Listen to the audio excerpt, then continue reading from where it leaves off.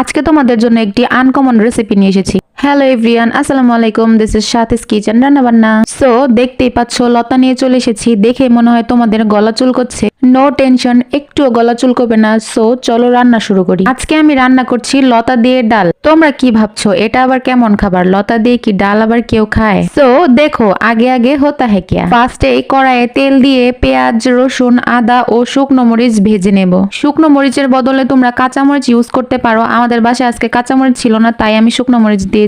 এটাতে কোনো বাটা মশলা ইউজ করতে হবে না। সামান্য হলুদের গুঁড়ো দিয়ে মশলা কষিয়ে তারপর ডাল আর লতা দিয়ে আরো ভালোভাবে কষাতে হবে। সামান্য পানি দিয়ে দিব যাতে ডাল ও লতা ভালোভাবে সেদ্ধ হয়। এখন ঢাকনা দিয়ে ঢেকে লো আঁচে রেখে দেব 5 মিনিটের জন্য। গলা যাতে না চুলকোয় এর জন্য দিয়ে দিব একটি আম। আর তাই গাছ থেকে একটি আম পাড়তে গিয়েছিলাম, আর আমার আম্মু সবচেয়ে ছোট আমটি আমাকে পেড়ে দিয়েছে। দেন এখন আমটিকে কেটে 4 টুকরো করে দিয়ে দিব।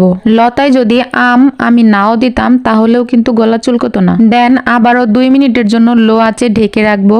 পানি যখন একদম শুকিয়ে যাবে তখন এটাকে নামিয়ে ফেলবো। So ready to my unique recipe.